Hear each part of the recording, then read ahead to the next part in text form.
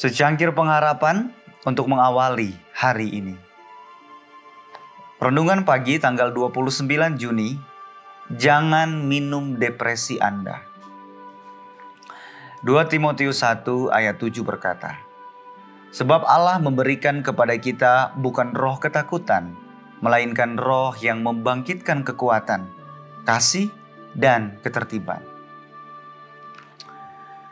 Seorang wanita berusia 50 tahun menceritakan kisah berikut ini kepada saya. Saya pertama kali mengalami periode cemas dan sedih ketika saya masih remaja, menjalani pola hidup yang sekuler. Selama sekitar 5 hari, saya merasakan rasa takut dan kesedihan yang tidak jelas tentang keadaan tak bernyawa. Saya hampir tidak menemukan kesenangan dalam hal apapun, dan bertanya-tanya mengapa saya dilahirkan. Seiring berlalunya waktu, periode kesedihan ini semakin meningkat. Saya memperkirakan suatu hari nanti, saya memerlukan rawat inap dan pengobatan. Saya tidak pernah sepenuhnya damai. Ketika saya berumur 33 tahun, saya menjadi seorang Kristen Advent dan belajar bahwa hidup sehat itu penting. Saya mulai berolahraga, hanya makan pada waktu makan, dan berhenti minum 8 hingga 10 cangkir kopi atau teh. Atau cola yang saya biasa konsumsi setiap hari sejak awal masa remaja saya. Hampir seketika saya perhatikan, saya sudah lebih stabil, tidak mudah terganggu. Dalam sebulan kecemasan kronis oleh karena pekerjaan saya yang membuat stres berkurang. Tetapi setelah hampir 18 bulan, barulah saya menyadari bahwa saya telah melewati 1 tahun tanpa depresi. Sekarang sudah lebih dari 20 tahun. Lebih dari 150 tahun yang lalu, Tuhan mengesankan Ellen G. White bahwa kopi dan teh secara artifisial merangsang sistem dan kemudian menyebabkan depresi.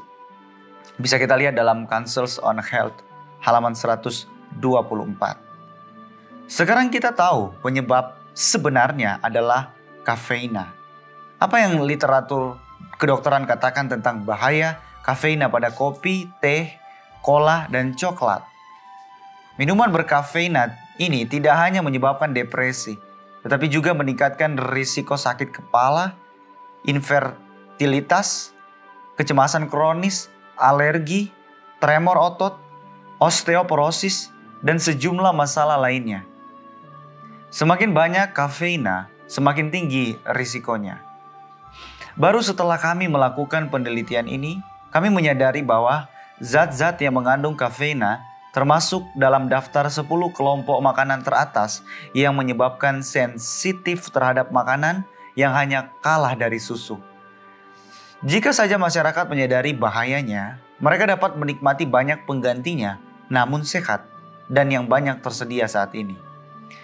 Allah berjanji bahwa kita akan terhindar dari penyakit orang Mesir dalam Keluaran 15 ayat 26. Jika kita mengikuti prinsip-prinsip kesehatannya, kebanyakan dari kita tidak akan mengetahuinya sampai kita tiba di kekekalan. Betapa diberkatinya kita dengan mengikuti pola hidup sehat dan betapa banyak penyakit yang berhasil kita hindari karena rajin mendengarkan Tuhan. Doa kita hari ini. Tuhan, terima kasih, Tuhan pencipta, karena telah memberikan pengetahuan kepada anak-anak-Mu tentang bagaimana caranya memiliki kedamaian dan pikiran yang sehat. Dan bantulah kami untuk mengatakan tidak kepada minuman yang mungkin bisa menyebabkan depresi. Amin.